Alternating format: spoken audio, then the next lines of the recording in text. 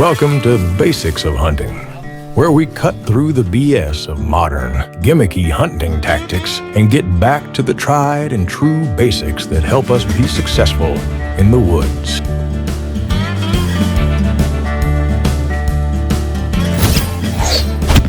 Hey everybody, welcome back to the Hunter's Advantage podcast. And today I am here with the uglier co-host, Christian Babcock. How are you doing today, sir? Uglier but taller. So by -1 inch, maybe. But there we go. What are we talking about today? Yeah. So today we got a basics of hunting episode.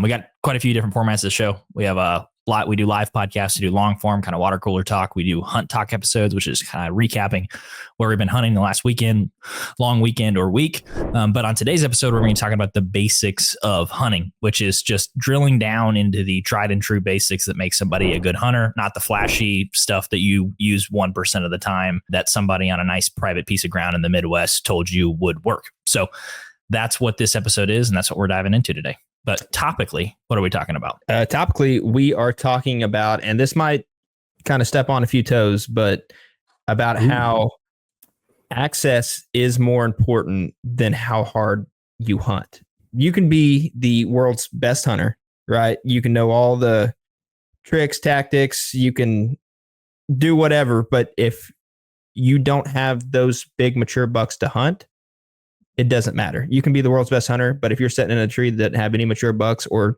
goal-oriented bucks that you would shoot, you're wasting your time in a way. You're telling me I can't manage my 20-acre piece, and just because I pass a few bucks, there's not going to be 160s running around every corner? There might be, and I think this has been growing more near and dear to the heart. I mean, because we've hunted a lot, or at least me, I've hunted a lot of the same family land for like the past decade, right? And it ebbs and flows, but for the most part, there's only probably one good unicorn buck that it's like, oh, wow, like, maybe 140, 150 that shows up maybe once every 3 years. And if he shows up, it might be at 3 a.m. on December 12th. But hey, he showed up that year. So it's just kind of one of those things. Plus, I don't know if you're aware of this, but you have a baby on the way. Yes, I do. Yeah, my wife's 6.5 months pregnant. So, time keeps ticking. Things take priority over hunting in a lot of ways. So you kind of want to be more efficient with your time. And I can tell you this, I've done it both ways. I've hunted hard and I've hunted smart, and I enjoy both, but time keeps dwindling and priorities keep changing, which is probably where the majority of people that are listening to this podcast that are 18 to 35 years old are in that same exact boat. So I thought about it in this way. Like, you see, I think hunting media has a big kind of part in it to play, is like you see people online shooting big bucks and you're like, well, why is that person not me?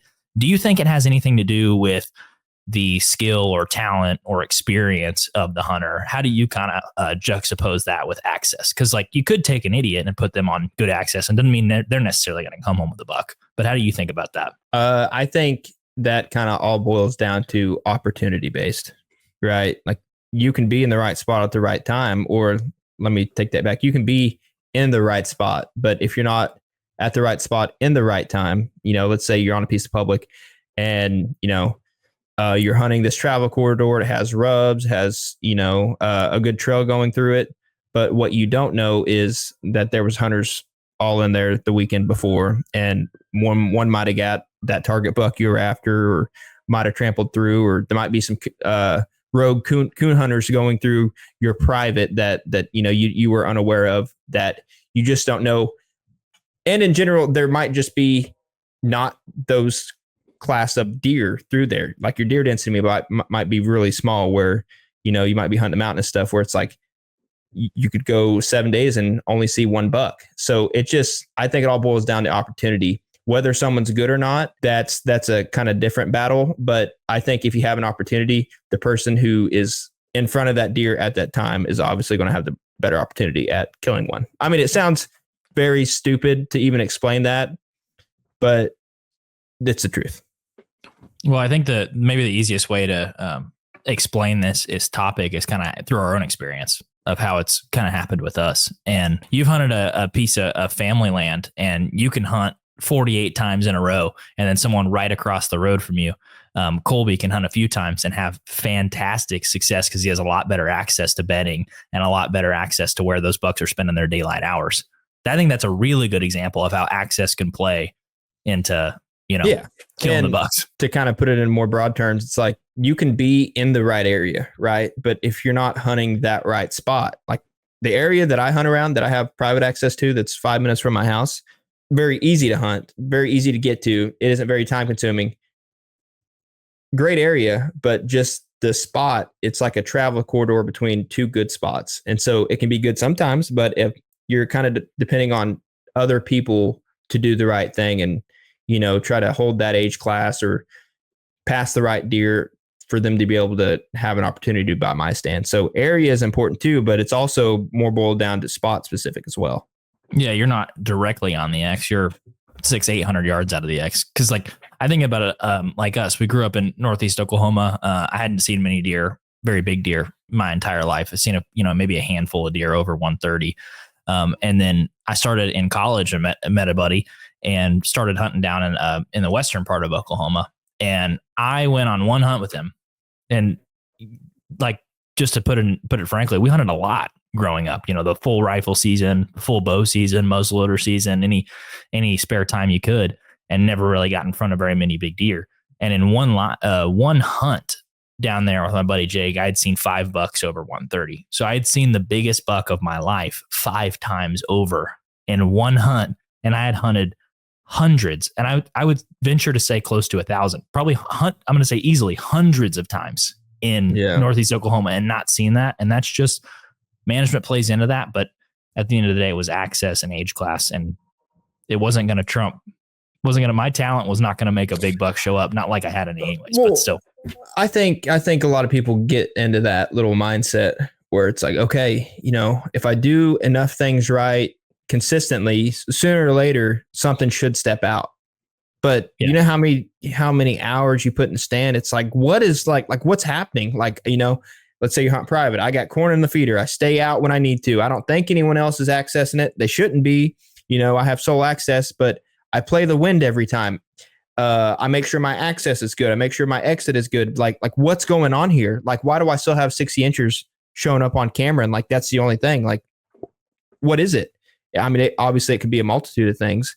It could be your neighbors might, you might have, kind of bad or shady neighbors, which I don't mean anything negative on that, but they could shoot a lot of deer. Yeah. But where we hunt in Oklahoma, it's 20-acre chunks segmented. And a lot of those 20-acre chunks, they have 4 people that can hunt on them just because it's all family land, right? So Joe, Tim, and Bob all goes out there, and everybody wants to shoot deer. Shooting deer is fun.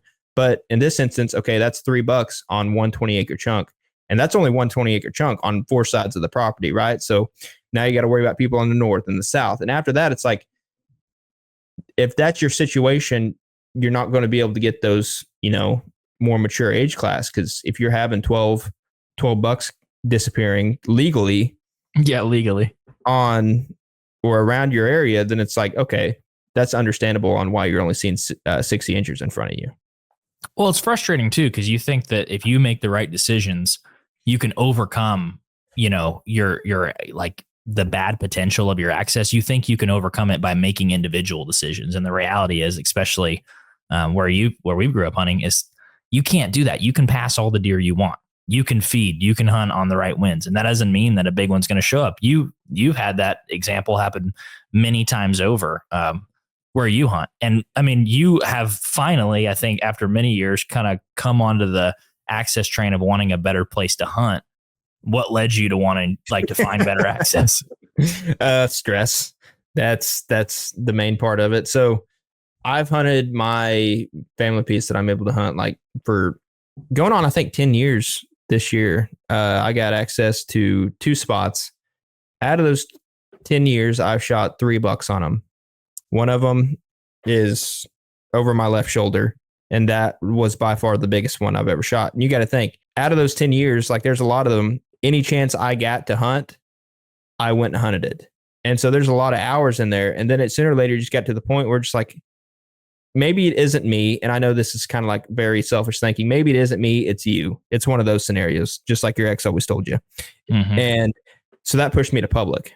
Okay, well, a good piece of public where we like to hunt a few hours down the road. And the older I get, the more I'm like, oh man, time ain't as frugal or I can't be as frugal with my time as I could, 3 years ago, Yeah. Now you have these things called responsibilities, or however you spell it. And that was my best place to hunt for a while. And someone who likes to hunt and shoots deer, when all your eggs are put into the public land basket, you're already kind of handcuffing yourself in a way. And Well, it takes time. You just need more time. For sure. But bow hunting is a game of confidence. And the last thing that you want to be thinking about when you're at full draw on a giant buck this fall is, I hope this broadhead does its job. I prefer a reliable, fixed blade broadhead that's tough, flies great, and penetrates deeply no matter the arrow setup. And that's why us guys at the Hunter's Advantage shoot Vantage Point archery broadheads. And just a few weeks ago in September, I laid down my first bull elk with the VPA Omegas. In my mind, there's no reason to risk messing with a broadhead that can have a mechanical failure when you can get a super tough, reliable broadhead that's sharp and flies great, and you don't have to worry about the thing failing on you. And if you needed any other reason to choose VPA, they're 100% made in America. To check them out, go to vparchery.com and make sure to use code HA10 at checkout for 10% off your next pack of broadheads. Once again, that's vparchery.com and make sure you use code HA10 at checkout for 10% off. Now let's get back to the podcast. When it's not in your backyard as well, it's like, okay, so now I have to travel and commit usually at least a full weekend to go hunt this public, when I'd like where anything could be happening on that right now. And after a couple of years of doing it that way, and not saying I wasn't successful, like I've had opportunities. Some of those opportunities, it's felt like, okay, the only way I could have successfully shot that deer is if I was holding where I was biting the left side of my lip while hanging 2 feet to the left of my saddle off 1 foot, and, while twirling a hula hoop or whatever. But that seems like after a couple of years of doing it that way, it just rides on you where it's just like, hey, hunting's supposed to be fun. And right now I want to be able to go and shoot deer. Like, I still want to do the public stuff, but it just kind of pushed me like, how can I do this more efficiently, I guess is the best way to describe it. Well, speaking on efficiency, like I've hunted, just a personal example, I would be scared to count because it would give my wife more evidence and ammunition to take me out. But I've hunted a lot this year on public land and had some fair opportunities, but I've hunted at least 40 plus times on public this year and have had one shot opportunity at a deer. I've hunted one time this year on private and I shot at 162 because I was able to stay out of that place and had fantastic access. And now hunting's not all about efficiency. It's not about going out shooting one time and then going back and playing Xbox the rest of the year. It's not about that. But at some point you need that payoff at the end of the rainbow, at the end of the stick. Exactly. And I feel like if you're just one of the folks that, you solely hunt public or you solely hunt poor access, you want to have a good experience. I mean, I know it's fun to be like, oh, I grinded it out for 7 days, saw 0 deer. And on the 7th evening, I shot a really nice buck. That you can't do that all the time. And we've talked about it on our hunts. And when we film our rutcation, we're like, this isn't a very good video. Why? Because we saw 3 deer all week and we got shot at 1. It's just, you need good access. And I think anybody that you see that's doing it at a high level has good access. That's all it comes down to. Well, there's a reason why a lot of these big name hunting shows, and I kind of want to back up a little bit before I say this, because I'm not saying we're solely doing this just for like content basis, right? Like we only want to hunt private because we don't only want to hunt private, but we're only taking this step towards, the better access just for content wise. No, we're doing this for ourselves and it just happens to go good for the content as well. But going back to what I was saying, there's a reason why these big names like the Drury Outdoors and all these bigger hunting brands, where are they all located at? Midwest. And Missouri, why? Iowa, Illinois. You don't see anyone, being based out of Arkansas or Florida or anything like that, do you? Because the access, they can't. They couldn't make a show. Mm-hmm. They legitimately couldn't make a show. I've had people tell me before. Yeah. But what's different though? What's different? What's different about that access that makes it 10 times better? The deer get bigger. Everybody probably is more management minded. State regulation is better. Everything's better. Mhm. Everything's better. More favorable seasons. Everything's better. You know, it just is. Like, that's just how it is. And I don't know. I've had people from Iowa tell me, no, we have similar deer. We just have better management. I'm like, then why do you live in Iowa? Yeah. Why don't you move down here to Louisiana and start it? You can afford more land, you can afford more land. And it's like, oh, no. It's all about access. And you have to put into perspective what level of access you have. And that's the expectations that you should set on yourself based on what you have. If you have 5 deer a year come by and the biggest one is 105 inches, sounds like if you shoot a 105, you had a pretty good year, And for me, being fixing to be a dad, it's like, I want to find more access that I can have more opportunity, not necessarily mean that I'm going to convert, the touchdown every time, but being in the game, there's something to be said about your spirit when you're in the game. And I feel like so much of our seasons, we spend 80% of the season outside of the game. And I don't want to do that anymore. Yeah, no, I'm right there with you, because it's been just the last good public buck or private buck I shot a private buck in 2021, probably 120-inch 8-point. After or before that, my next private buck was this one, and it scored 142. That was in 2017. Okay. Going to public 2020, I shoot my biggest buck to date. And I'm just like, that's really weird how that happens. How I go to a spot that has better land, better deer, and I spend less time in a tree and I get better opportunity at deer. But this is public and it's not private. And sometimes it could be that, right? Like, I know in our instance, we're talking about like transitioning from okay private to pretty good public. And then now we're transitioning to a great lease, right? Mm-hmm. But for some people that's listening to this, it might be complete opposite. They might be on step one of what we just described, where it's like, hey, I'm in like an okay piece of private, but hey, it's private. I can have a corn feeder. It's convenient. Everything's right here. It's close to my house, but I can't get a buck over 120. There might be a 144 incher that steps out at 3 a.m., but I ain't hunting with the spotlight, or I can't hunt with the spotlight.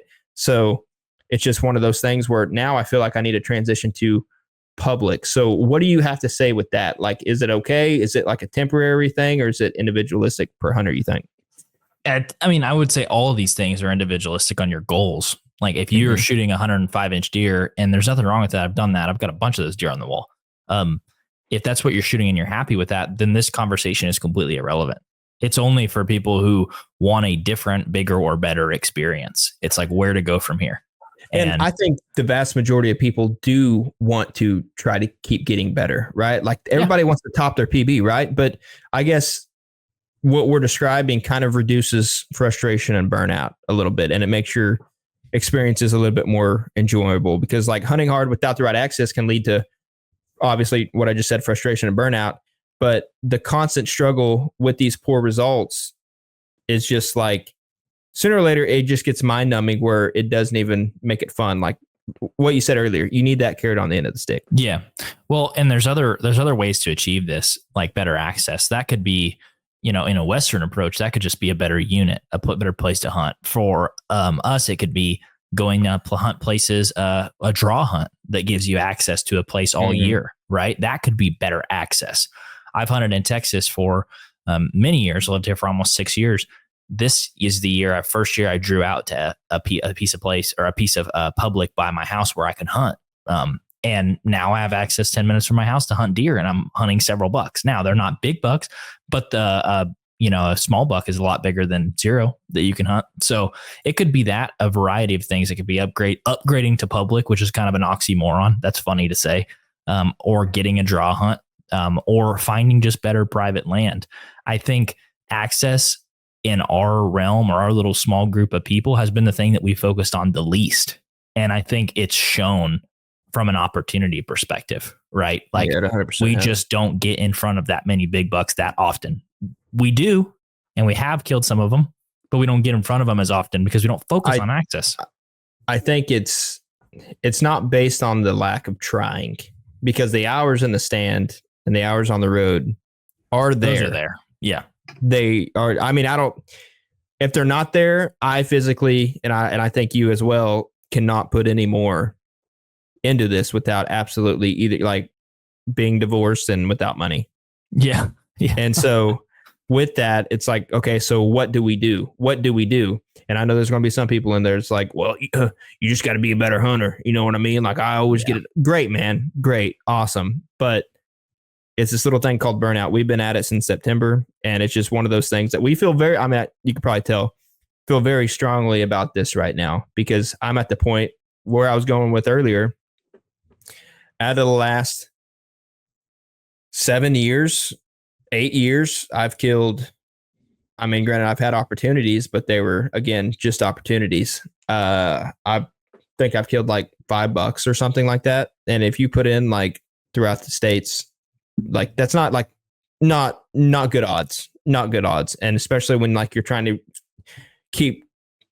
tackle your PB, I'm at the point where I'm just like, you throw your hands up after, 3 weeks on public, and you're just like, well, I just now busted a 120-inch 8, and I feel like I want to go jump out of this tree right now. It's like, why? It's only 120-inch 8, but it's like, you don't understand. You don't understand like what that deer meant to me just now. You feel like the Milo Hansen buck's running away, and they're like, dude, that's a scrub. Yeah, no, exactly. It leads to that though. It does.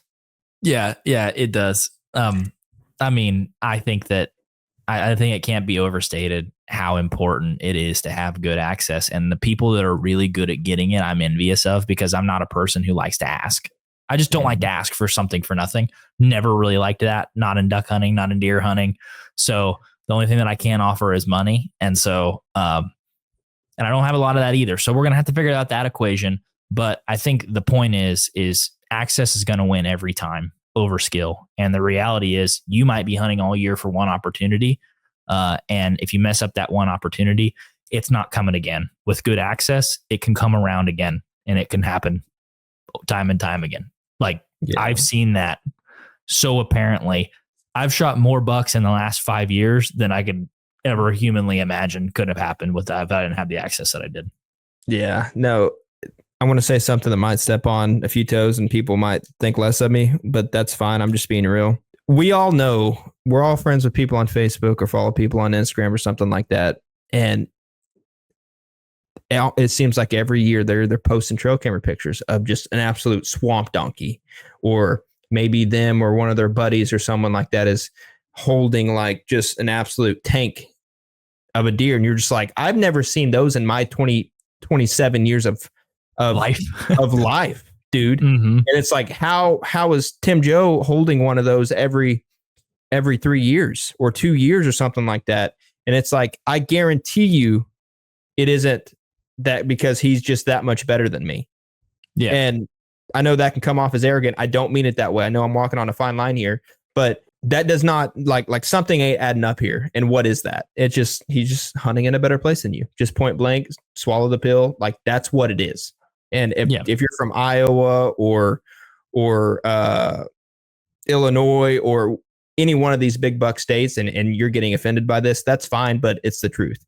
You hunting there, you're going to have more opportunity at like shooting more bigger, mature deer than we are here in Oklahoma. Don't get me wrong. There's some parts of Oklahoma, chef's kiss, but that's not the case. Like the average Joe, if you just take the average to the average basis on how much bigger those deer are and how much more opportunity you have, it's just a fact. Whether you want to get butthurt about it or not, it's just a fact. So to wrap this up, what do we do about it? Like what are we specifically going to do about it? And then obviously we kind of talked a little bit about what people can do about it. If you want to have better hunts, you want to have better opportunity, you better get access. What is our plan on doing that? We sit and whine about it and then we go get better access, but that's going to mean like relocating maybe, or not relocating our lives for you maybe. But if you're pretty set in stone on where you want to live, there's something called leases, like knocking, asking for permission. And kind of like you said, you don't expect people just to give you things. Well, that's where leases come in handy, and they are pricey, but so is gas and so is food going places. So you got to kind of weigh those options as well. Yeah, I think that's where we're going is like, I want to have more access so that I can free myself up to enjoy the public land that I hunt a lot more. Because there's nothing like knowing I'm out here hunting because I enjoy the challenge and I want to hunt this piece of public land, but I have access if I really get desperate and just want to kill a deer. Right. Mhm. And that's how I've looked at leases. I was actually hunting public when I left to go kill that big deer a few weeks ago. It's like, that deer's showing up too many times. He has to die. And I had some good access, so I had to go do it. But yeah, I don't mean to sound super Debbie Downer or pessimistic or like stick in the mud, but as from a Southern hunting perspective, it gets super annoying to be like, I'm the cock of the walk. And it's like, if I was you, you would kill what I kill and I would kill what you kill if we switched bodies. That is what it is. That's the nothing skill based. It's just you're in that stand, I'm in this one. Yeah. And that's not to mean there isn't something to be said about passing and management and like planning and strategy. There is strategy, but I'm saying at a 30,000 foot level. But the same amount of planning and strategy, if you equal those out, and that was the controlled variable. It was the management strategy, passing, feeding, all that stuff. If that was the controlled, and you had the same here in Oklahoma versus Iowa, your results in Iowa will be better. Exponentially better. They just will. That's just the fact. So access versus talent. Access wins every time. And I don't think that's a message a lot of people want to hear, but it's the reality of the situation. That's what we chose to talk about this week on the basics of hunting. Any other messages before people are like, I'm leaving a review, these guys are so sour? Hey, listen, that's fine, but it's just, it's the truth. We're going to speak the truth. And we're still going to hunt public. This isn't just a video saying, hey, we're going to transition from gay to bi. No, we're not. We're not doing any of that. We're still going to be hunting public, but we're just going to be implementing leases, which from the YouTube perspective, that's just more content for you guys. You guys like seeing big bucks hit the dirt. This is going to help with that. And we're still going to do the public land stuff because we like running around with our buddies, Justin and Jordan, throughout the mountains. And it's still fun to do, but it's a lot more fun to do knowing, hey, I kind of already got one in my pocket right here. And it gives me the ability to pass those 120s or 125s if we run into them on public to try to shoot something bigger because we don't have that itchy trigger finger. You know what I'm saying? So yeah, that's kind of where we're at right now. But wrap it up. That was the basics of hunting or the basics of access. Any final thoughts, Christy? No, we appreciate you guys listening. We got a lot of different formats of the show. So don't think that we're just water cooler ranting most of the time, which we don't. So make sure to go check out the rest of the episodes of the show. Leave us a rating and review. And if you're listening on Spotify or YouTube, make sure to subscribe to the channel. But with that, we will catch you guys in the next one. We appreciate you guys listening. Jesus loves you. Bye.